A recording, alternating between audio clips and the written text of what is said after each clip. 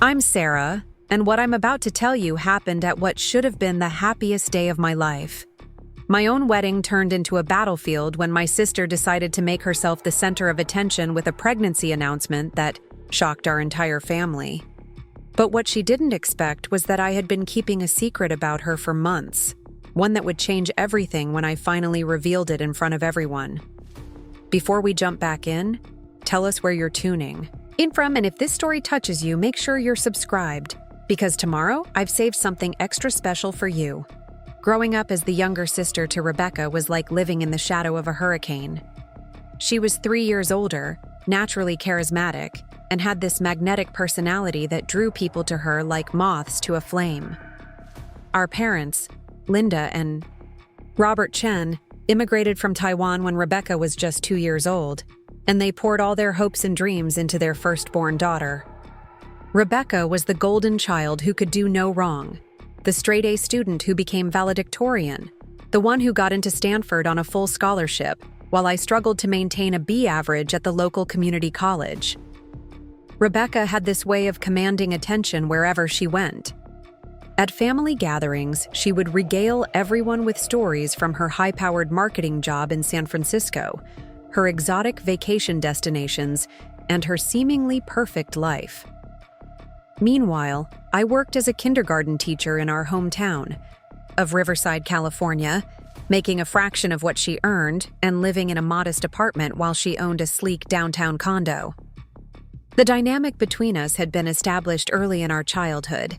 Rebecca was the achiever, the one who made our parents proud at every turn.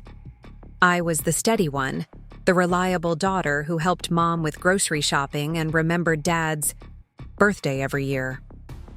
But reliability doesn't get you the same kind of praise as achievement, and I learned to accept my role as the supportive younger sister who celebrated Rebecca's successes from the sidelines. When I started dating Marcus Thompson during my junior year of college, I was hesitant to bring him around my family. Marcus was everything I had ever wanted in a partner: kind, genuine, hardworking, and completely devoted to me. He was studying to become a physical therapist and had this gentle way of making everyone around him feel comfortable and valued. But I knew that next to Rebecca's impressive boyfriends, her investment banker ex and her current surgeon boyfriend, Dr. Kevin Walsh, Marcus might seem ordinary to my family. The first time Marcus met Rebecca was at our cousin's birthday party. I watched nervously as she sized him up with that calculating look she got whenever she was determining someone's worth. To my surprise, she seemed genuinely charmed by him. She laughed at his jokes, asked thoughtful questions about his studies, and even complimented his choice in bringing homemade brownies to the party. I felt a mixture of relief and gratitude that my sister approved of the man I was falling in love with. Over the next 2 years, as Marcus and I grew more serious, Rebecca seemed to take a genuine interest in our relationship. She would ask about him during our weekly phone calls, remember details about his job applications and licensing exams, and always made a point to include him in family events. When Marcus finally proposed to me during a sunset picnic at our favorite lake, Rebecca was one of the first people I called. Her excitement seemed genuine as she screamed with joy over the phone, demanding to see photos of the ring and immediately offering to help with wedding planning. Rebecca had impeccable taste and endless connections from her professional life, and I was thrilled that she wanted to be so involved in making my special day perfect. She insisted on throwing me an elaborate bridal shower, volunteered to handle the flower arrangements through a vendor she knew, and even offered to pay for the photography as her wedding gift to us. The planning process brought us closer than we had been since childhood. We spent hours on video calls looking at venue options, debating color schemes, and laughing as we tried to figure out the seating chart for our eclectic group of relatives. For the first time in my adult life, I felt like Rebecca and I were truly partners, rather than just sisters going through the motions of family obligation. Marcus was equally grateful for Rebecca's involvement. His own family was much smaller and more low-key, and he was somewhat overwhelmed by the elaborate celebration we were planning. Rebecca's take-charge attitude and attention to detail took a lot of pressure off both of us. and he often commented on how lucky I was to have such a supportive sister. About 6 months before the wedding, Rebecca started acting differently. She became more secretive about her personal life, deflecting questions about Kevin and changing the subject whenever family relationships came up in conversation. She seemed distracted during our wedding planning sessions, often checking her phone and seeming to only half listen to decisions we needed to make. I initially attributed her behavior to work stress. Rebecca had recently been promoted to senior marketing director at her company, and she often complained about the long hours and demanding clients. But as the weeks went on, her distraction became more pronounced. She would cancel our planning meetings at the last minute, forget details we had already discussed, and seem emotionally distant even when she was physically present. The first real red flag came during my bachelorette party, which Rebecca had insisted on organizing. She had planned a weekend trip to Napa Valley with my closest friends, complete with wine tastings, spa treatments, and a private dinner at an upscale restaurant. On the surface, everything was perfect. But I noticed that Rebecca barely touched any wine during our tastings and seemed uncomfortable whenever conversation turned to relationships or future plans. My best friend Jennifer, who had known Rebecca almost as long as I had, pulled me aside during the spa day. She expressed concern about Rebecca's behavior, noting that she seemed unusually subdued and kept checking her phone obsessively. Jennifer suggested that perhaps Rebecca was dealing with some personal issues and might need support. But when I tried to broach the subject with my sister, she brushed off my concerns with a bright smile and a change of subject. 2 months before the wedding, the truth about Rebecca's secretive behavior began to emerge, though not in the way I expected. I was at my parents' house for Sunday dinner when my mom mentioned that she had run into Dr. Kevin Walsh at the grocery store. According to Mom, Kevin seemed surprised when she asked about Rebecca and mentioned that he hadn't seen her in several weeks. He apparently thought they were just taking a break from dating, but Mom got the impression that Rebecca had told our family they were still together. This revelation puzzled me because Rebecca had just mentioned Kevin the week before, claiming they were planning a vacation together. When I called to ask her about it, she became defensive and accused me of spying on her personal life. She insisted that she and Kevin were fine but going through a rough patch, and she didn't want to worry the family with unnecessary details. Her explanation seemed plausible enough, and I decided to respect her privacy and not push the issue further. However, other strange incidents began to accumulate. Rebecca, who had always been a social media enthusiast, suddenly became very selective about what she posted online. Her Instagram, which used to feature regular photos with Kevin and updates about her glamorous lifestyle, became limited to carefully curated work events and generic inspirational quotes. When friends and family commented asking about Kevin, she would either ignore the comments or give vague responses about being busy with work. Around this same time, I started noticing physical changes in Rebecca that seemed inconsistent with her usual health and fitness routine. She had always been meticulous about her appearance, maintaining a strict workout schedule and carefully planned diet. But during our wedding planning meetings, she seemed tired and sometimes nauseous. She attributed these symptoms to work stress and a stomach bug that she couldn't seem to shake. The most telling incident occurred about 6 weeks before my wedding.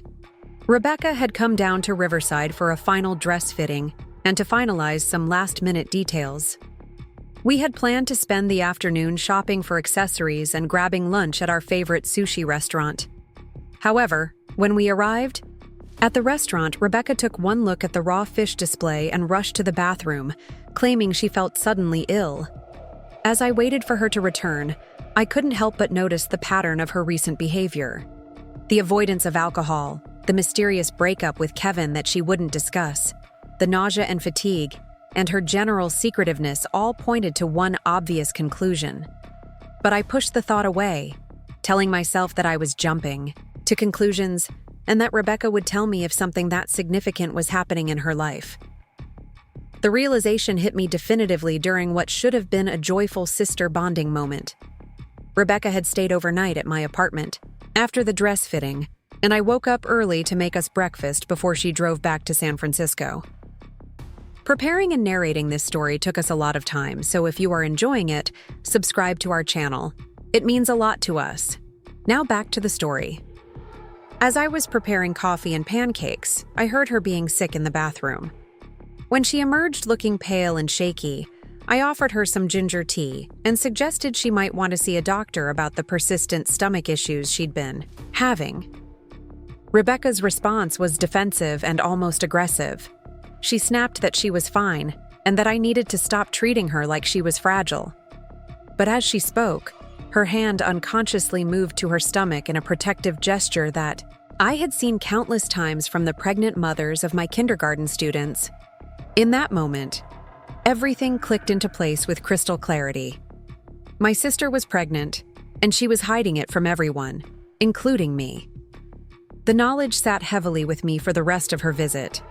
I found myself watching Rebecca more carefully, noticing the subtle changes that I had previously dismissed. The way she discreetly placed her hand on her stomach when she thought no one was looking, her careful avoidance of certain foods and drinks, and the barely perceptible changes in her figure that her loose-fitting clothes were designed to conceal.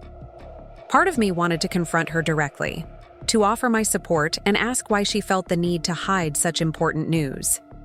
But another part of me was hurt that she didn't trust me enough to share something so significant, especially when we had been closer than ever during the wedding planning process. I decided to wait and see if she would confide in me naturally, hoping that our recent bonding would encourage her to be honest about what she was going through. As the wedding approached, Rebecca's behavior became even more erratic. She would be enthusiastic and engaged one day, then distant and preoccupied the next. She started making comments about how much work weddings were and how she wasn't sure marriage was worth all the trouble. These remarks stung, especially coming from someone who had been so supportive throughout the planning process. The final straw came during the rehearsal dinner, the night before my wedding. The event was held at a beautiful restaurant overlooking the Pacific Ocean, with close family and friends gathered to celebrate before the big day. Rebecca was supposed to give a maid of honor speech, something we had discussed and planned weeks in advance. But when the time came for toasts, she stood up and delivered a rambling, somewhat incoherent speech that seemed more focused on her own life philosophy than celebrating Marcus and me.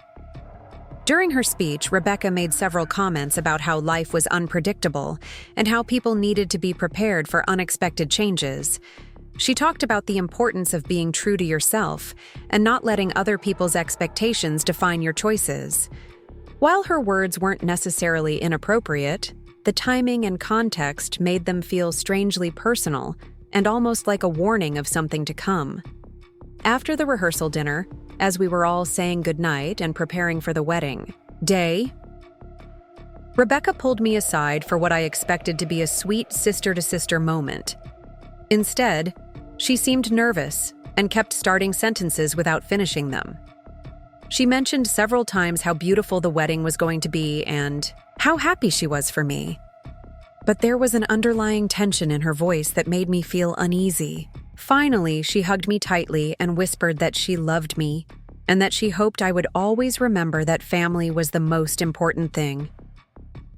At the time, I interpreted this as pre-wedding emotion, but looking back, it felt more like an apology for something she was planning to do. The morning of my wedding dawned with perfect California sunshine and a gentle ocean breeze. I woke up in the bridal suite of our venue, a charming seaside resort where we had decided to have both the ceremony and reception. My bridesmaids arrived early with coffee, pastries, and an infectious energy that should have made the morning magical. But I couldn't shake the feeling that something was building toward a moment that would change everything. Rebecca arrived, right on time for hair and makeup, carrying a beautiful bouquet of flowers and wearing a radiant smile that seemed genuine but somehow forced. She threw herself into the bridal preparations with enthusiasm, helping coordinate the other bridesmaids, ensuring everyone had what they needed, and maintaining a constant stream of cheerful chatter that kept the energy high in the room. As we went through the familiar rituals of getting ready, Rebecca seemed almost manic in her cheerfulness. She insisted on taking dozens of photos, arranged and rearranged the flowers multiple times, and kept mentioning how perfect everything looked. Her behavior was so over the top that even my other bridesmaids started exchanging glances and quietly asking if she was okay. The ceremony was scheduled for late afternoon, with cocktails and dinner to follow as the sun set over the ocean. Everything was progressing smoothly according to our carefully planned timeline. My dress fit perfectly, my hair and makeup looked exactly as I had envisioned, and all the vendors were executing their roles flawlessly. By all external measures, it was shaping up to be the perfect wedding I had dreamed of. But as I stood in my bridal suite, looking at myself in the full-length mirror and preparing for the most important moment of my life, I couldn't escape the nagging feeling that my sister was hiding something that would somehow overshadow my special day. The pregnancy I suspected she was concealing felt like a ticking time bomb, and I found myself wondering when and how the truth would finally emerge. Marcus looked handsome and confident as he took his place at the altar, flanked by his groomsmen, and beaming with the kind of joy that made my heart skip a beat. Our families were seated in neat rows, everyone dressed in their finest clothes and radiating happiness for our union. The flowers Rebecca had arranged were even more beautiful than I had imagined, and the ocean backdrop created a picture-perfect setting for our vows. As I walked down the aisle on my father's arm, I felt a surge of pure happiness that temporarily pushed away all my concerns about Rebecca. This was my moment, my day to celebrate the love that Marcus and I had built together. The ceremony proceeded beautifully, with heartfelt vows that brought tears to many eyes, and an exchange of rings that felt both symbolic and sacred. When the officiant pronounced us husband and wife, and Marcus kissed me as cheers erupted from our guests, I felt like I was living in a perfect dream. The cocktail hour that followed was filled with congratulations, laughter, and the kind of joyful celebration that made all the months of planning feel worthwhile. Rebecca was the perfect maid of honor, circulating among the guests, ensuring everyone had drinks and beaming with what appeared to be genuine happiness for my new marriage. Dinner was served as the sun began to set, casting a golden glow over our reception. The food was delicious, the wine flowed freely, and the conversation at our tables was lively and warm. I felt surrounded by love and support from all the people who mattered most in my life. Even Rebecca seemed to have relaxed into the celebration, laughing and chatting with the other guests as if whatever had been bothering her had finally been resolved. The toasts began as we finished the main course, with Marcus's best man delivering a funny and touching speech about their friendship and his confidence in our marriage. My father followed with an emotional tribute to both Marcus and me, welcoming Marcus into our family and expressing his pride in the woman I had become. Then it was Rebecca's turn to speak as my maid of honor. She stood up with a champagne glass in her hand, and I noticed that she looked more nervous than I had ever seen her during a public speaking moment. Rebecca had always been confident and articulate, whether she was giving presentations at work or speaking at family events. But as she looked out at the assembled guests, I could see her hands shaking slightly, and her usual composure seemed to crack. Rebecca began her speech by talking about our childhood, sharing sweet memories of growing up together and expressing how proud she was of the woman I had become. Her words were beautiful and heartfelt, and I felt tears pricking my eyes as she spoke about our bond as sisters and how much my happiness meant to her. For a moment, I thought that perhaps my concerns about her behavior had been unfounded and that she was simply going to deliver a lovely maid of honor speech. But then something shifted in Rebecca's tone and demeanor. She paused for a long moment, looking directly at me with an expression I couldn't quite read. When she continued speaking, her voice had a different quality, more intense and somehow more personal than the sweet reminiscences she had been sharing. She began talking about life's surprises and how sometimes the most unexpected moments could bring the greatest joy. She mentioned how family celebrations were opportunities to share important news and how she felt blessed to be surrounded by all the people she loved most. As she spoke, I noticed that several guests were beginning to look confused by the direction her speech was taking, and I felt a cold sense of dread beginning to build in my stomach. Then Rebecca placed her hand on her stomach in that same protective gesture I had noticed over the past few months, and announced to our entire wedding reception that she was pregnant. The silence that followed her announcement was deafening.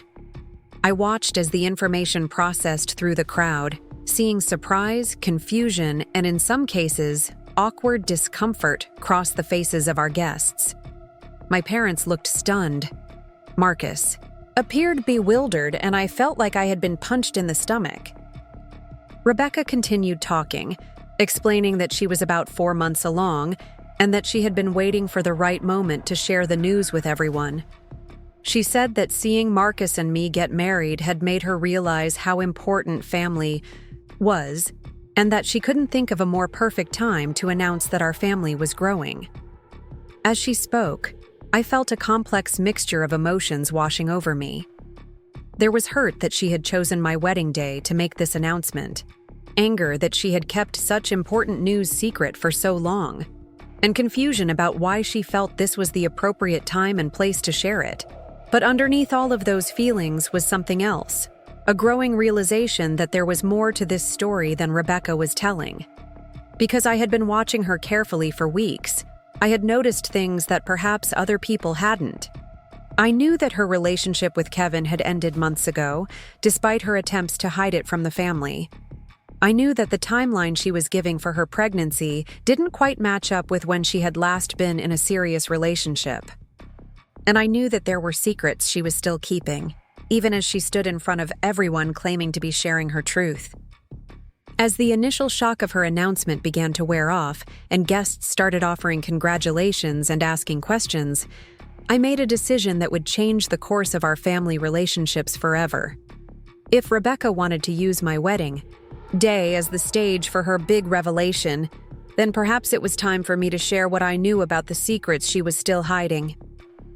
The truth about Rebecca's pregnancy was much more complicated than the happy news she was presenting to our wedding guests, and I was the only person who knew the real story behind her condition and her attempts to conceal it.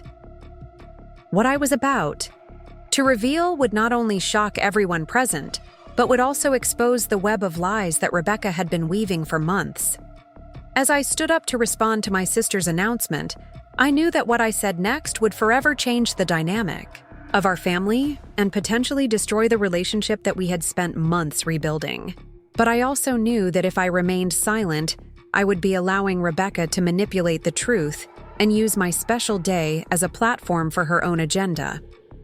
The secret I was about to reveal would explain everything about Rebecca's recent behavior, her breakup with Kevin, and her decision to make this announcement at my wedding. It was a secret that would make everyone gasp and would shift the entire focus of the evening in a way that no one, including Rebecca, was prepared for.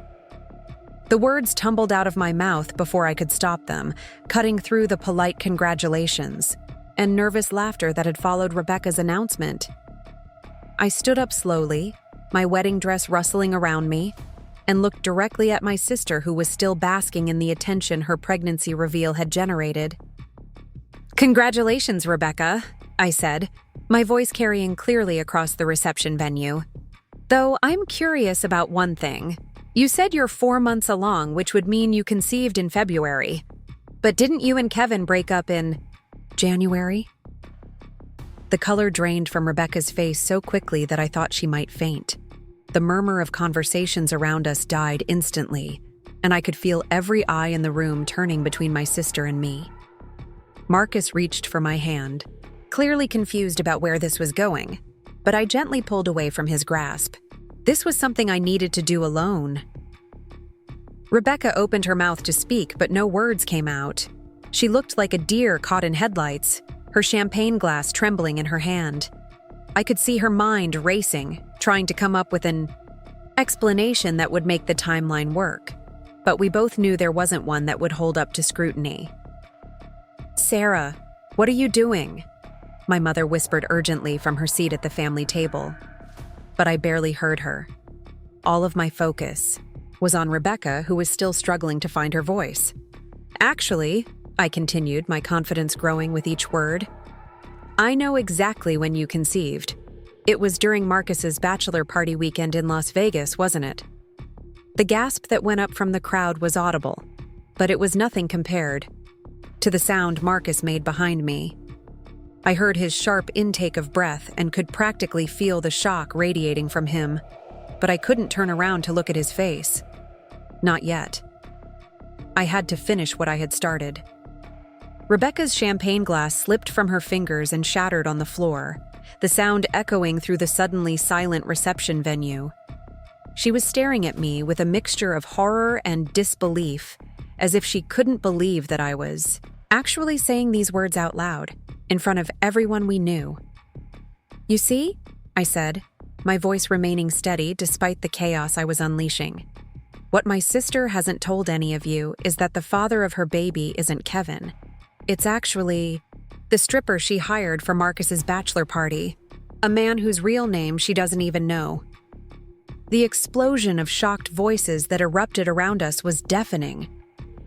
I heard my father curse in Mandarin, something he only did when he was truly upset. My mother started crying, though whether from embarrassment or heartbreak I couldn't tell. Several of Marcus's relatives looked like they were considering leaving the reception entirely, while others leaned forward in their chairs, clearly invested in whatever drama was unfolding. But the person I was most concerned about was Marcus himself. I finally turned to look at my new husband, and the expression on his face broke my heart. He looked devastated, not just by the revelation about Rebecca's pregnancy, but by the implication of my words. Because if Rebecca had been with someone at his bachelor party, it meant that something had happened that he either didn't know about or had been hiding from me. "Sarah," Rebecca finally found her voice, though it came out as barely more than a whisper, "please don't do this. Not here, not now." "You made the choice to announce your pregnancy at my wedding reception," I replied, my anger finally beginning to show through my controlled facade. "If you wanted privacy, you should have told us privately. But since you decided to make this a public announcement, I think everyone deserves to know the whole truth." I could see my wedding photographer in my peripheral vision, still taking pictures despite the chaos. Part of me wanted to tell her to stop, to preserve some dignity for what was supposed to be a celebration of love. But another part of me was glad that this moment was being documented, that there would be proof of what Rebecca had tried to do and how I had responded. "The whole truth," I repeated, turning back to address the room full of stunned guests, "is that my sister got pregnant by a stranger at my fiancé's bachelor party and then spent months lying to our entire family about it. She let us all believe she was still with Kevin, knowing that eventually her pregnancy would expose that lie. And then she chose my wedding day to finally come clean, ensuring that her news would overshadow what was supposed to be the most important day of my life." The silence that followed was broken by the sound of chairs scraping against the floor as several guests stood up, unsure whether to leave or stay. I could see people whispering urgently to each other, trying to process what they had just heard. My cousin Jennifer looked like she was about to be sick, while Marcus's grandmother was fanning herself with her napkin, looking faint. "But here's the part that really makes me angry," I continued, my voice rising slightly. "Rebecca didn't just sleep with a random stripper at Marcus's bachelor party. She orchestrated the entire situation. She specifically requested that the entertainment company send their most attractive performer, paid extra for a private dance, and then seduced him in the hotel room that she had booked specifically for that purpose." Rebecca finally seemed to find her strength, standing up straighter and glaring at me with the kind of anger I hadn't seen from her since we were children fighting over toys. "You have no right to air my private business like this," she said, her voice shaking with fury. "This is between you and me, not all these people. You made it everyone's business when you announced your pregnancy at my wedding reception," I shot back. "And you know what? I'm not even done yet. I turned to look at Marcus, who was still standing frozen beside me, his face pale and his eyes wide with shock. "Did you know about this?" I asked him directly. "Did you know what Rebecca did at your bachelor party?" Marcus shook his head, slowly, his voice coming out hoarse when he finally spoke.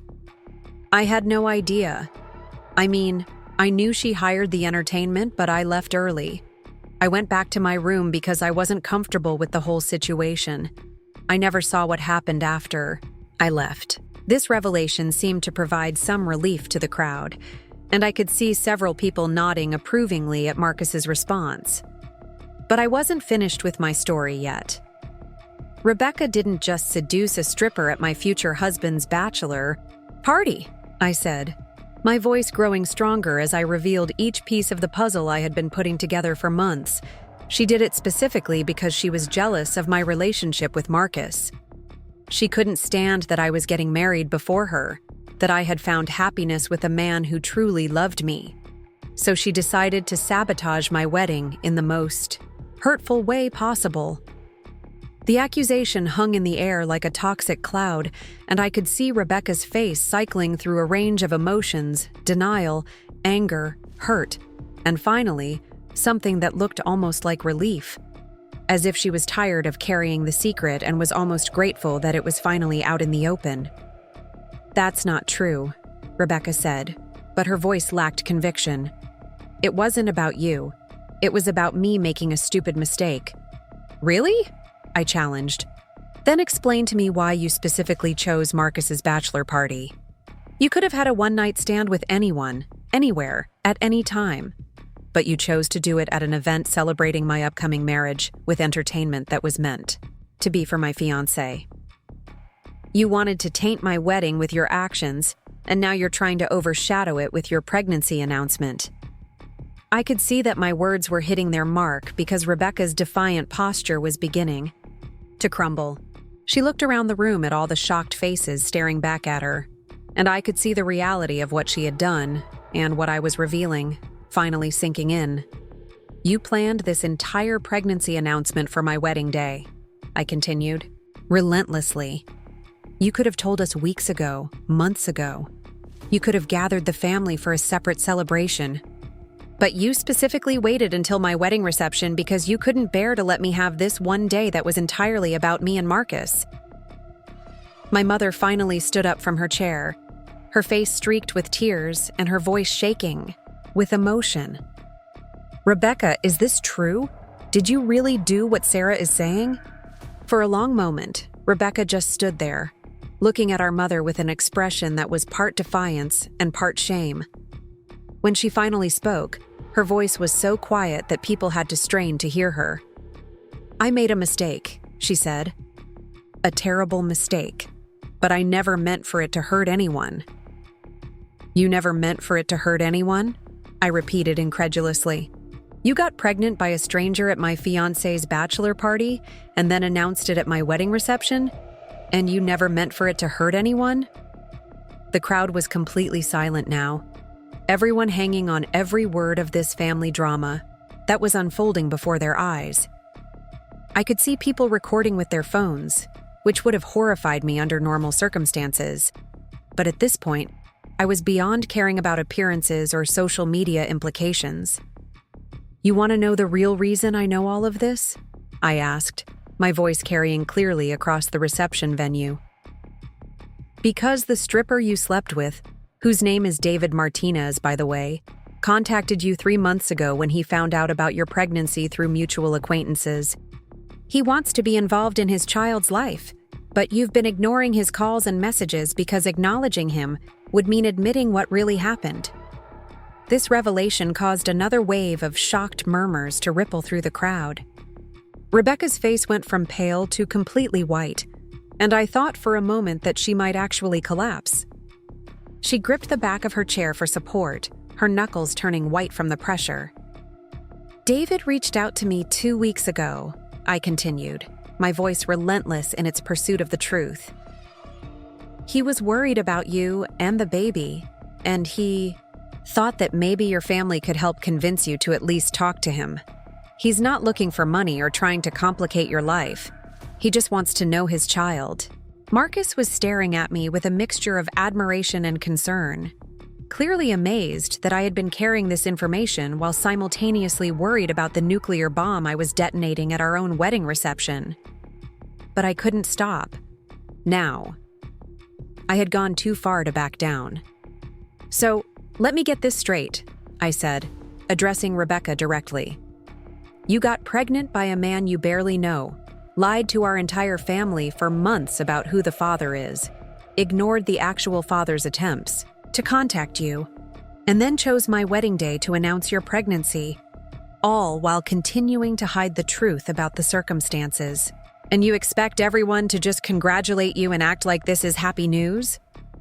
Rebecca finally seemed to find some of her old fire, straightening up and glaring at me with renewed anger. "You're being cruel, Sarah. I'm pregnant and alone.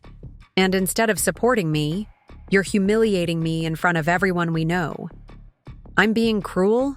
I asked, my voice rising for the first time during this entire confrontation. "You're the one who chose to make this announcement at my wedding reception. You're the one who has been lying to everyone for months. You're the one who seduced a stranger at my fiancé's bachelor party and then refused to acknowledge the consequences of your actions. I'm just telling the truth." The tension in the room was palpable, and I could see several people looking toward the exits, clearly uncomfortable with the level of family drama they were witnessing. But others seemed completely captivated by the unfolding story, leaning forward in their chairs and whispering to their table companions. My father, who had been silent throughout this entire exchange, finally stood up and walked toward us. His face was set in the kind of stern expression that had terrified Rebecca and me as children when we had done something particularly wrong. "Enough," he said, his voice cutting through the tension with quiet authority. "This is not the time or place for this discussion. Sarah, you are married today. Rebecca, you are pregnant. These are both important family matters, but they should not be discussed like this in front of all these people."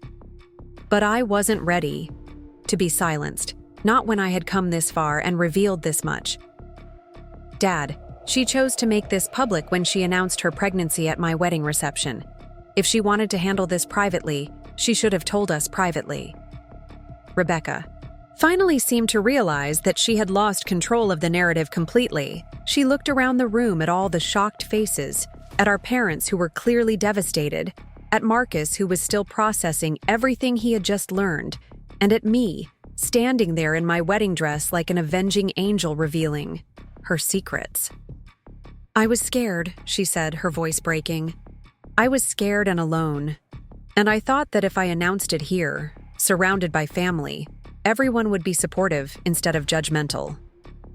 "You thought wrong," I replied coldly. "You can't build support on a foundation of lies. You can't expect people to celebrate news that you've been hiding and that came from such hurtful circumstances." The silence that followed was broken by an unexpected voice. Marcus's grandfather, a quiet man in his 80s who rarely spoke at family gatherings, cleared his throat and stood up slowly. "In my day," he said, his voice carrying clearly despite his age, "when a woman found herself in trouble, the family rallied around her. They didn't air their dirty laundry in public, and they certainly didn't use someone else's wedding as a battlefield." His words seemed to shame everyone in the room, including me. I felt a flush of embarrassment as I realized how far I had let this confrontation go, how much I had revealed in my anger and hurt. But Marcus's grandfather wasn't finished. He looked directly at Rebecca and continued, "Young lady, what you did was wrong. The lying, the timing, all of it. But what's done is done. Now you have choices to make about how you're going to handle this situation going forward." Then he turned to me, and his expression was both kind and disappointed. "And Sarah, I understand. You're hurt and angry, but this is your wedding day. Don't let your sister's poor choices ruin what should be the happiest day of your life." His words hit me like a physical blow, and I suddenly realized what I had done. In my quest to expose Rebecca's lies and get revenge for her upstaging my Wedding announcement. I had turned my own reception into a family scandal that would be remembered by everyone present for the rest of their lives. I looked around the room at the faces of our guests, people who had come to celebrate Marcus and me, and instead had been subjected to a family drama that was both deeply personal and incredibly uncomfortable. I saw embarrassment, shock, pity, and in some cases, what looked like entertainment at the spectacle we had provided. Marcus finally found his voice and stepped closer to me, his hand gently touching my arm.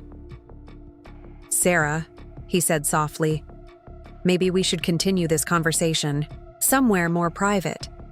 But Rebecca wasn't ready to retreat. Perhaps sensing that this was her last chance to defend herself publicly, she straightened her shoulders and addressed the room directly. "You want the whole truth?" she asked, her voice stronger than it had been since I started my revelations. "Fine. Yes, I slept with the stripper at Marcus's bachelor party. Yes, I'm pregnant with his baby. And yes, I've been lying to everyone about it because I was ashamed and scared." She paused, looking directly at me before continuing. "But Sarah is wrong about one thing. I didn't do it to hurt her or to sabotage her wedding. I did it because I was drunk and heartbroken about my breakup with Kevin, and I made a terrible decision that I've been regretting ever since." The honesty in her voice was compelling, and I could see some of the guests nodding slightly, perhaps feeling some sympathy for her situation. But I wasn't ready to accept her explanation. "Then why announce it today?" I challenged. "Why couldn't you tell us privately, and then let us decide when and how to share the news with extended family?" Rebecca's composure finally cracked completely, and tears started streaming down her face. "Because I'm terrified," she sobbed. "I'm going to be a single mother with a baby whose father is basically a stranger. I thought that if I announced it here at a celebration, maybe it would feel less like a disaster and more like something to be happy about." Her words were so heartbreaking that I felt my anger beginning to soften, despite everything that had happened. I could see the scared young woman underneath all the lies and manipulation, and for a moment, I remembered the sister I had grown up with, the one I had loved despite our complicated relationship. But then I remembered how this had all started, with Rebecca standing up at my wedding reception and making an announcement that was designed to shift attention away from my special day and onto her own drama. The calculation in that choice, regardless of her fear and vulnerability, was still unforgivable. "I understand that you're scared," I said, my voice gentler but still firm. "But that doesn't excuse what you did. You could have called me tomorrow, or next week, or next month. You could have asked for support in private. Instead, you chose to use my wedding reception as your platform, and that was selfish." Marcus stepped forward and addressed the room, clearly trying to regain some control over the situation. "I think everyone has heard enough for one evening," he said, his voice carrying the authority of someone who was trying to salvage what remained of his wedding celebration. This is obviously a difficult family situation that needs to be worked out privately. But our guests seemed reluctant to let go of the drama they had just witnessed. I could see people lingering at their tables, clearly hoping to hear more details or witness the resolution of the conflict. The photographer was still taking pictures, though she had switched to a more discreet position near the back of the room. Rebecca wiped her eyes and looked around at all the staring faces, seeming to finally realize the full implications of what had just transpired. "I should go," she said quietly. "I've ruined enough of your special day." "Running away won't solve anything," I replied. "You still need to deal with the situation with David, and you still need to figure out how you're going to handle being a single mother." "David?" Marcus asked, clearly confused by the reference to a name he didn't recognize. "The father," I explained. "David Martinez. He's been trying to contact Rebecca for months because he wants to be involved with the baby." This information seemed to surprise several family members who hadn't been following all the details of my earlier revelations. My mother looked particularly shocked, as if she was still processing all the information that had been revealed over the past 20 Minutes. You mean there's a man who wants to help raise this baby, and you've been ignoring him? My mother asked Rebecca, her voice a mixture of disappointment and disbelief. Rebecca nodded miserably, looking more like a chastened child than a successful professional who was about to become a mother. I was scared, she repeated. I didn't know what to say to him. It was supposed to be a one-time thing, and now it's turned into this whole complicated situation. Complicated doesn't begin to cover it, I said, my anger flaring again. You've been lying to everyone, ignoring the father of your child, and then trying to manipulate our family's emotions by announcing your pregnancy at my wedding. This isn't just complicated, Rebecca. It's completely irresponsible. Marcus placed his hand on my shoulder, clearly trying to signal that I should tone down my accusations. But I was beyond caring about diplomacy or family harmony. I had been planning this wedding for over a year, dreaming of this day when Marcus and I would celebrate our love surrounded by the people who mattered most to us. And Rebecca had turned it into a circus. You know what the worst part is? I continued, my voice carrying clearly across the now silent reception venue. I actually suspected you were pregnant weeks ago. I saw all the signs, the morning sickness, the avoiding alcohol, the way you kept touching your stomach. I kept waiting for you to trust me enough to tell me the truth. This revelation seemed to surprise Rebecca, who looked at me with a mixture of guilt and curiosity. You knew? I suspected, I corrected, but I hoped that you would confide in me, especially since we had gotten so close during the wedding. Planning. I thought that maybe our relationship had evolved to the point where you would trust me with something this important. I wanted to tell you, Rebecca said, her voice barely audible. So many times I almost did. But I was ashamed, and I didn't know how to explain what had happened. You could have started with the truth, I replied. You could have told me that you made a mistake and that you needed support. Instead, you chose to lie and manipulate the situation until it exploded at my wedding reception. The conversation was interrupted by the arrival of the resort's event coordinator, who had clearly been summoned by someone concerned about the disruption to the evening's festivities. She approached our table with the kind of professional smile that event planners use when they're trying to manage a crisis. Is everything all right here? She asked, though it was obvious from the tension in the room and the tears on several faces that everything was definitely not all right. Marcus stepped forward to handle the situation, his natural diplomacy kicking in despite the chaos. We're having a family discussion that got a bit heated, he explained. I think we need a few minutes to sort things out. The event coordinator nodded understandingly, though I could see her glancing around the room at all the shocked faces, and clearly trying to assess whether she needed to call security or take other measures to maintain order. Of course, she said. Would you like us to pause the evening's activities while you work things out? We could move to the dessert service and dancing portion of the reception if that would help. The suggestion of moving forward with the celebration seemed absurd given what had just transpired, but Marcus nodded gratefully. That sounds like a good idea. Maybe some music and dancing will help everyone relax and refocus on the celebration. As the event coordinator moved away to coordinate with the DJ and catering staff, I felt a surge of gratitude toward Marcus for trying to salvage what remained of our wedding reception. But I also felt a deep sadness about how the evening had unfolded and whether it could be rescued at all. Rebecca was still standing near our table, looking lost and uncertain about what to do next. Several family members were approaching her, some offering comfort, and others clearly wanting to get more details about the situation she had revealed. I could see my aunt pulling her aside for what looked like it was going to be an intense conversation. What do you want to do? Marcus asked me quietly, leaning close so that our conversation wouldn't be overheard by the remaining guests who were still processing everything that had happened.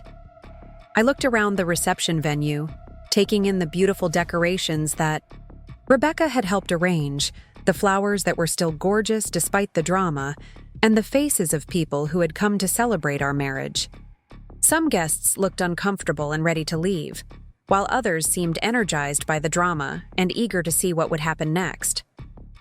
"I want to dance with my husband," I said finally, surprising myself with the certainty in my voice. "I want to cut our wedding cake and thank our guests for coming to celebrate with us. I want to remember that this is our wedding day, regardless of what Rebecca chose to do." Marcus smiled at me with such love and admiration that I felt my heart skip a beat. "I love you, Mrs. Thompson," he said, using my new married name for the first time since the ceremony. "I love you too," I replied, meaning it more than I had ever meant anything in my life. As the DJ began playing music and some of the braver guests moved toward the dance floor, I made a decision about how I wanted the rest of my wedding reception to unfold. Rebecca had tried to make the evening about her drama, but I wasn't going to let her succeed completely.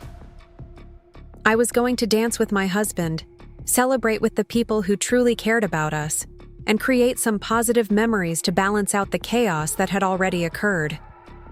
Rebecca's secrets were now out in the open, and the consequences of her choices would have to be dealt with in the days and weeks to come. But tonight was still my wedding night, and I was determined to end it on a note of love and celebration rather than family drama and revealed secrets. The music began to play softly in the background as Marcus and I moved to the dance floor for what should have been our romantic first dance as husband and wife. Instead, it felt like we were performing in front of an audience that was still, buzzing with whispers and shocked conversations about everything that had just unfolded. I could feel dozens of eyes watching us, some with sympathy, others with curiosity about how we would handle the aftermath of such a public family explosion. As Marcus took me in his arms and we began to sway to our carefully chosen song, I tried to focus on his face and block out everything else. This was supposed to be our moment, the memory we would treasure for the rest of our lives. But even as I looked into his loving eyes, I could hear fragments of conversations happening around us as guests processed what they had witnessed. "Can you believe what just happened?" I heard someone whisper near the edge of the dance floor. "That poor girl having her wedding ruined like that," came another voice. "I can't believe Rebecca would do something so selfish," added a third. Marcus pulled me closer and whispered in my ear, "Just focus on us. Nothing else matters right now except you and me, and the fact that we're married." I nodded and tried to lose myself in the familiar comfort of his embrace, but my eyes kept drifting to where Rebecca stood near the bar, surrounded by a small group of family members who seemed to be having an intense discussion with her. I could see my mother gesticulating emphatically while my father stood with his arms crossed, looking more disappointed than I had ever seen him. When our first dance ended, several other couples joined us on the dance floor, and I felt a small sense of relief that the evening might be able to continue with some semblance of normalcy. But that hope was short-lived when I noticed Rebecca approaching us, her face streaked with tears, and her usual composure completely shattered. "Sarah," she said, her voice barely audible over the music, "can we please talk privately, just for a few minutes?" I looked at Marcus, who squeezed my hand supportively, but left the decision up to me. Part of me wanted to refuse, to tell Rebecca that she had done enough damage for one evening and that anything else could wait until after my wedding reception was over. But another part of me recognized that we were family, and that this conversation needed to happen before either of us could move forward. 5 minutes, I said firmly, and then I'm done discussing this tonight. We walked toward a quiet corner of the reception venue, away from the dance floor and the curious eyes of our guests. Rebecca looked smaller somehow, diminished by the weight of all the secrets that had been revealed and the judgment she was facing from our family and friends. "I know you hate me right now," she began, her voice shaking with emotion. "And I know I deserve it. But I need you to understand that I never meant for any of this to happen the way it did." "Which part?" I asked, my voice still cold despite my attempt to remain calm. "The part where you slept with a stranger at my fiancé's bachelor party?" The part where you lied to our entire family for months? Or the part where you chose my wedding reception to make your big announcement? Rebecca winced at each accusation, but she didn't try to defend herself or make excuses. All of it, she said quietly. Every single decision I made was wrong, and I know that now. But Sarah, I'm scared. I'm going to be a single mother, and I don't know what I'm doing. Despite everything that had happened, despite my anger and hurt, I felt a flicker of sympathy for my sister. She did look scared, more vulnerable than I had ever seen her.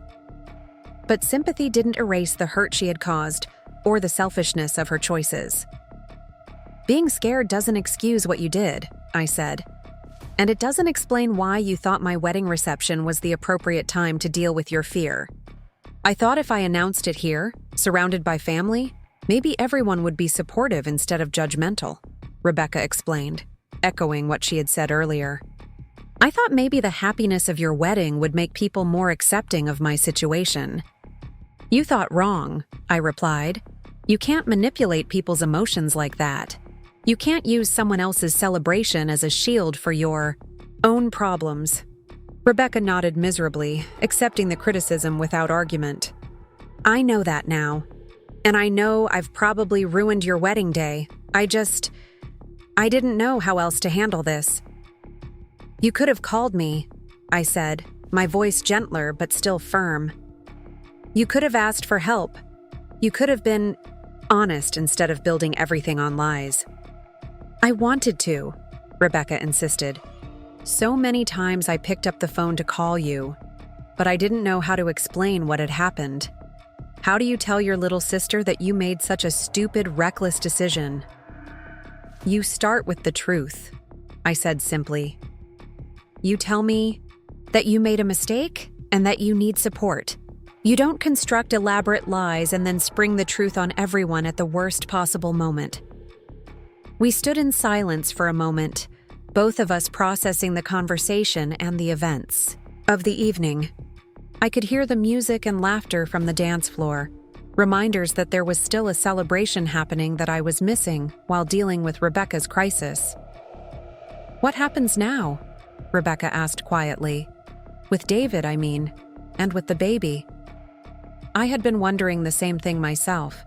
David Martinez had seemed genuinely concerned about Rebecca and the baby when he had contacted me, and his desire to be involved in his child's life had struck me as sincere rather than opportunistic. You need to call him back, I said. You need to have an honest conversation about what kind of relationship you want to have and what kind of role he wants to play in the baby's life. What if he wants nothing to do with us once he realizes what kind of person I am? Rebecca asked, her voice filled with self-doubt. Then you'll deal with that, I replied. But you won't know until you actually talk to him.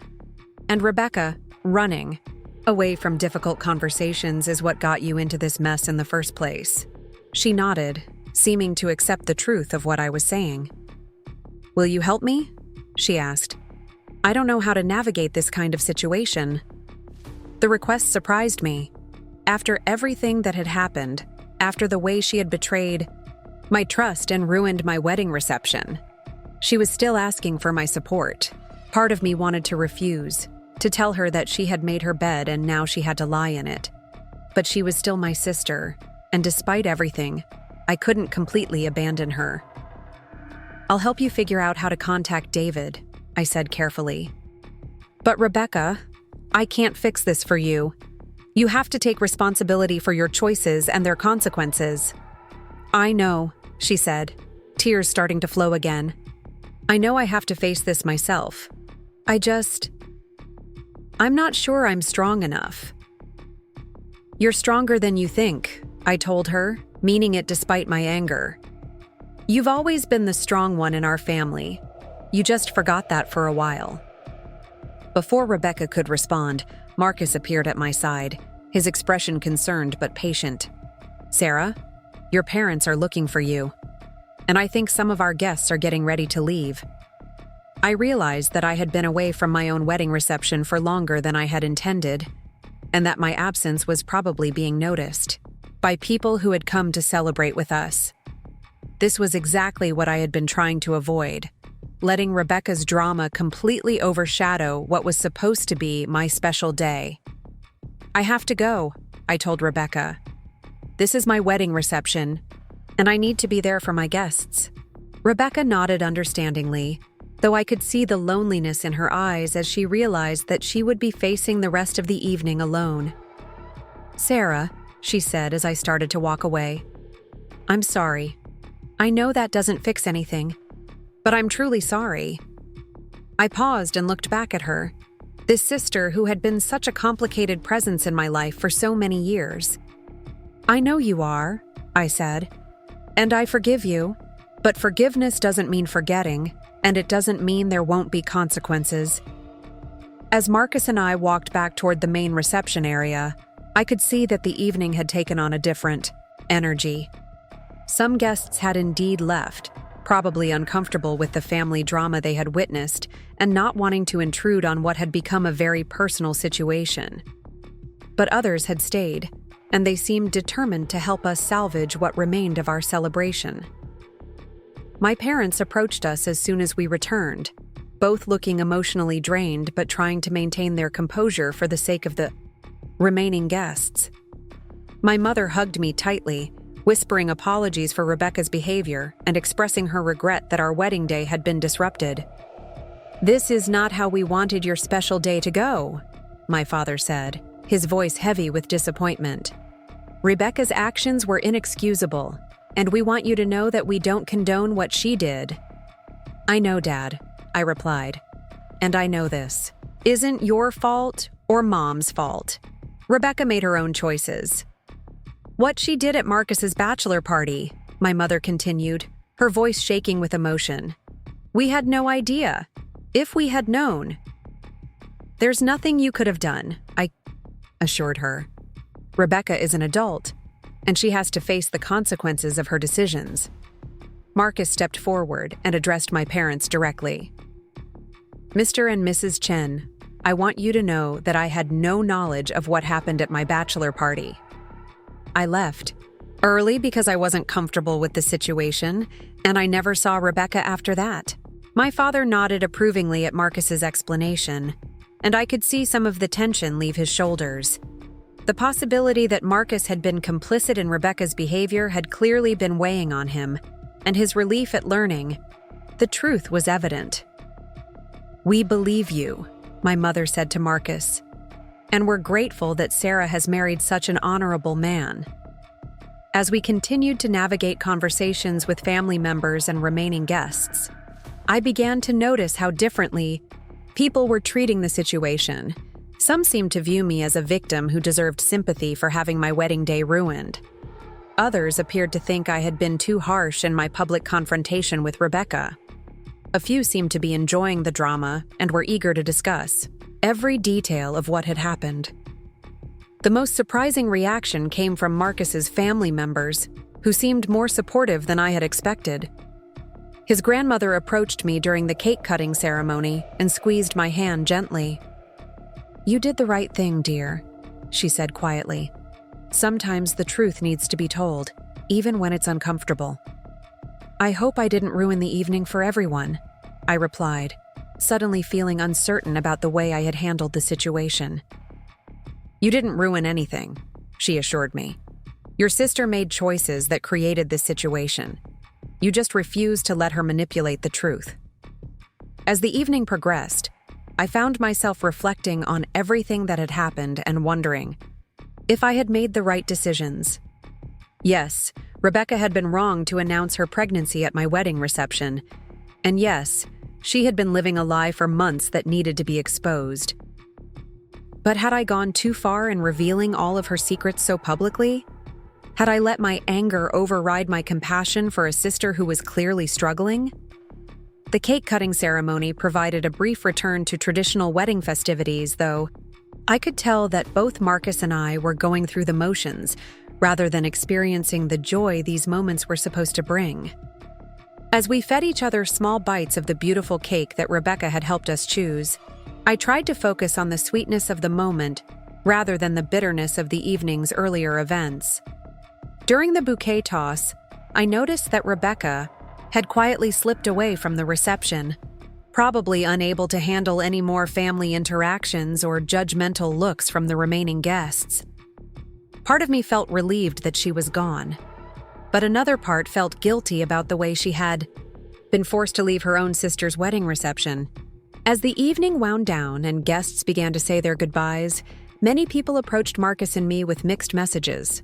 Some congratulated us on our marriage while expressing sympathy for the family drama we had endured. Others seemed more interested in getting additional details about Rebecca's situation than in celebrating our union. "What a night," Jennifer, my college roommate and bridesmaid, said as she hugged me goodbye. "I can't believe everything that happened. Are you okay?" "I think so," I replied, though I wasn't entirely sure that was true. "It's been overwhelming, but I'm glad the truth is finally out." "Rebecca looked pretty devastated when she left," Jennifer observed. "I know she messed up, but I can't help feeling a little sorry for her." Her comment echoed my own conflicted feelings about the evening's events. Rebecca had absolutely been wrong in her choices and her timing, but she was also facing a difficult situation as a single mother-to-be who had clearly been struggling with fear and shame about her circumstances. After the last guest departed and the cleanup crew began breaking down the reception decorations, Marcus and I finally had a chance to be alone together for the first time since the ceremony. We sat on a bench overlooking the ocean, still in our wedding attire but exhausted from the emotional roller coaster the evening had become. "How are you feeling?" Marcus asked, taking my hand in his. "Honestly, I'm not sure," I replied. "I'm angry at Rebecca for what she did, but I'm also worried about her. I'm glad the truth is out, but I'm sad that our wedding day became about family drama instead of celebrating our marriage." "I'm proud of you," Marcus said, surprising me with his words. "I know it couldn't have been easy to confront Rebecca like that, especially in front of everyone. But you stood up for yourself and for us." "Do you think I went too far?" I asked, voicing the doubt that had been nagging at me. Marcus considered the question carefully before answering. "I think you did what you felt you had to do in the moment.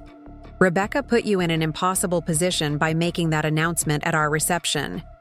You could have stayed silent and let her get away with manipulating the situation, or you could speak up and tell the truth. You chose the truth." "But I revealed some very personal information about her," I said. "Information that will probably follow her for years." "She revealed personal information about herself when she announced her pregnancy," Marcus pointed out.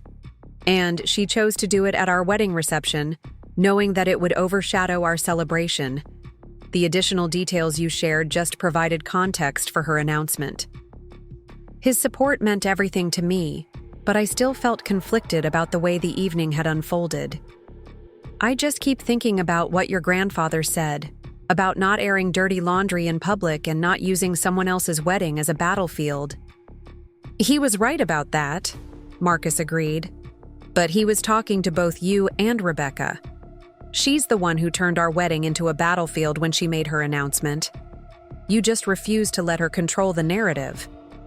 We sat in comfortable silence for a while, listening to the sound of waves crashing against the shore and processing everything that had happened.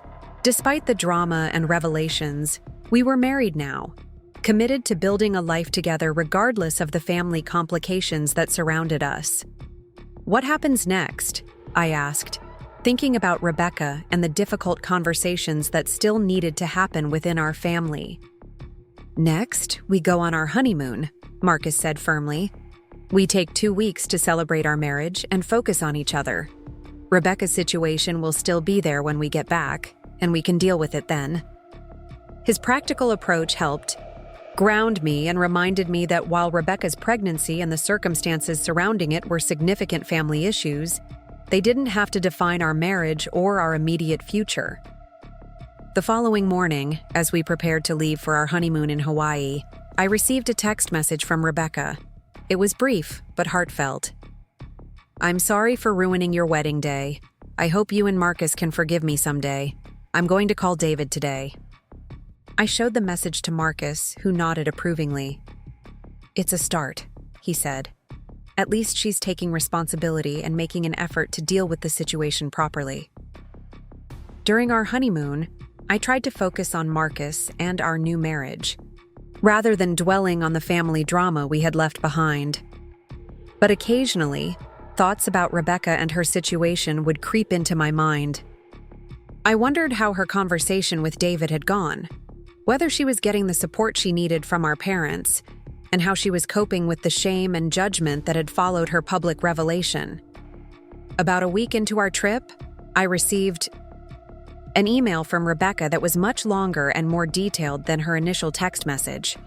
In it, she explained that she had indeed contacted David and that they had arranged to meet for coffee to discuss their situation. She wrote about her fear and nervousness leading up to the meeting, but also about her relief at finally being honest about everything. According to Rebecca's email, David had been understanding and supportive, though understandably hurt that she had ignored his attempts to contact her for so long. They had agreed to work together to figure out what kind of co-parenting relationship would work for both of them, and David had expressed genuine excitement about becoming a father. Rebecca also apologized again for the way she had handled the situation, and specifically for choosing my wedding day to make her announcement. She acknowledged that her timing had been selfish and that she had turned what should have been a celebration of my marriage into a family crisis. Reading her email, I felt a complex mixture of emotions. I was glad that she was finally dealing with her situation honestly, and that David seemed willing to be involved in his child's life. But I was still hurt by her choices and the way they had affected my wedding day. Marcus read the email over my shoulder and squeezed my hand supportively. "She's doing the right thing now," he observed. "It doesn't undo what happened, but it's progress." "I know," I replied. "I just wish she had made these choices months ago, before everything became so complicated." "People make mistakes," Marcus said gently. "Sometimes big ones. The important thing is whether they learn from them and try to do better." His words reminded me of something my mother used to say when Rebecca and I were children and would fight over something. Family means forgiving each other even when it's hard.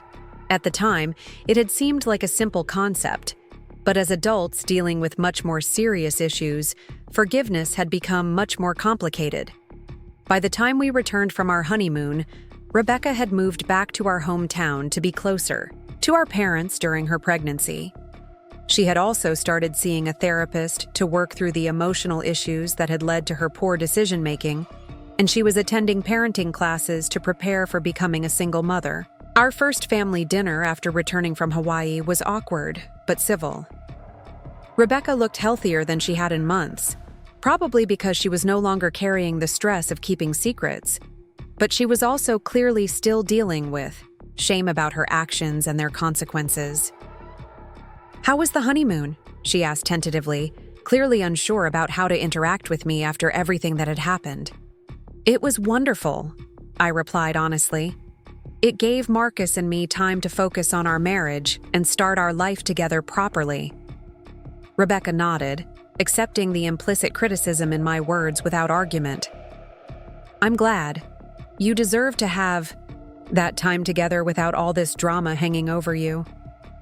Over the next few months, Rebecca gradually rebuilt relationships with our family members, though the process was slow and sometimes painful. Some relatives were more forgiving than others, and there were family gatherings where tension still hung in the air like a cloud. The most significant development came when David moved to California to be closer to Rebecca and their unborn child.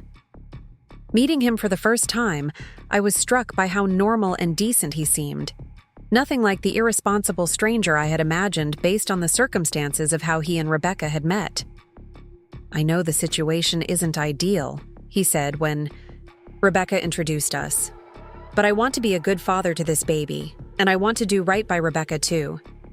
His sincerity was evident, and I found myself feeling hopeful that Rebecca's child would have two parents who cared about their well-being. even if their relationship had begun in unconventional circumstances. When Rebecca's daughter Emma was born 6 months later, the family rally that had been missing during her pregnancy finally materialized. Our parents were thrilled to become grandparents. David proved to be an attentive and loving father, and even Rebecca seemed to find her footing as a mother. Holding my niece for the first time, I felt the last of my anger toward Rebecca begin to dissolve.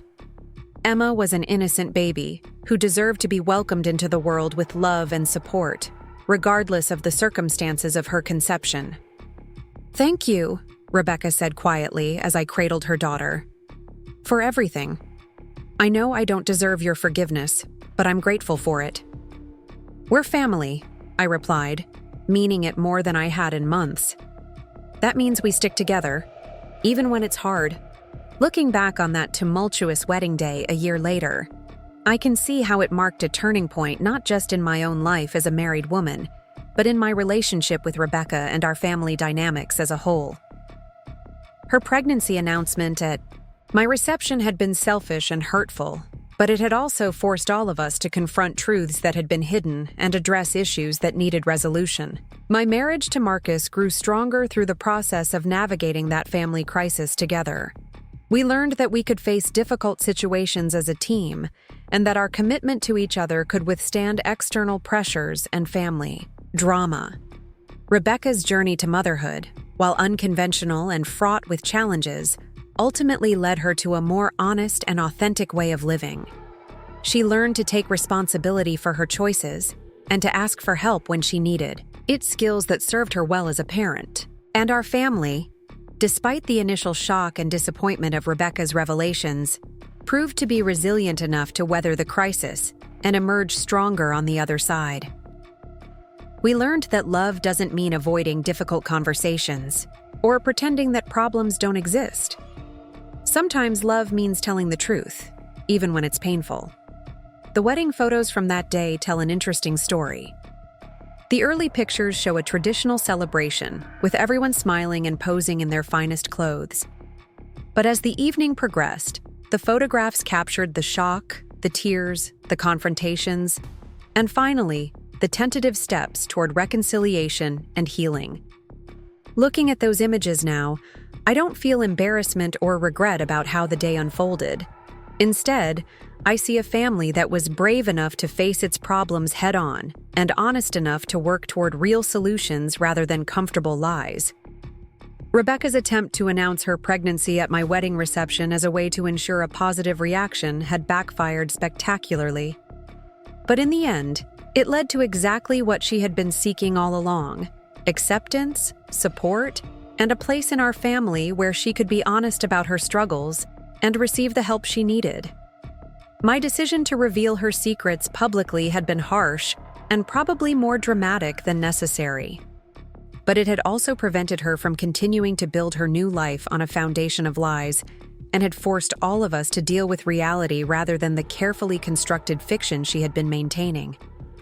The most important lesson I learned from that experience was that family relationships are complicated, and that love sometimes requires difficult choices. Supporting someone doesn't always mean protecting them from the consequences of their actions. Sometimes it means holding them accountable and refusing to enable their destructive patterns. As I write this story now, Emma is walking and talking, calling both Rebecca and David Mama and Dada with equal enthusiasm. Rebecca has found a healthy balance between accepting help from our family and maintaining her independence as a single mother. David has proven to be a devoted father who takes his responsibilities seriously, and Marcus and I have built a strong marriage based on honesty, mutual support, and the knowledge that we can weather any storm together. We've learned that sometimes the most challenging experiences become the foundation for the deepest growth and the strongest relationships. The wedding day that began as a celebration of love and ended with family secrets being revealed in dramatic fashion has become a story we tell with perspective and even some humor. It's a reminder that life rarely follows the scripts we write for it. But that doesn't mean the unexpected chapters are necessarily unwelcome ones. Rebecca never did get the fairy tale pregnancy announcement she had envisioned, surrounded by supportive family members celebrating her happy news. Instead, she got something more valuable: a family that loved her enough to tell her the truth, hold her accountable for her choices, and support her through the consequences of her actions. My wedding reception became legendary in our family, not for the elegant celebration we had planned, but for the dramatic revelations and emotional confrontations that forced all of us to grow in ways we hadn't expected. It's a story that gets told at family gatherings now, usually with laughter and amazement at how far we've all come since that eventful night. And every time I hear someone reference Sarah's wedding in conversation, I smile, knowing that while it didn't unfold according to plan, it marked the beginning of a more honest, authentic, and ultimately stronger set of family relationships than we had ever had before.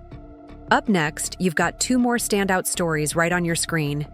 If this one hit the mark, you won't want to pass these up. Just click and check them out.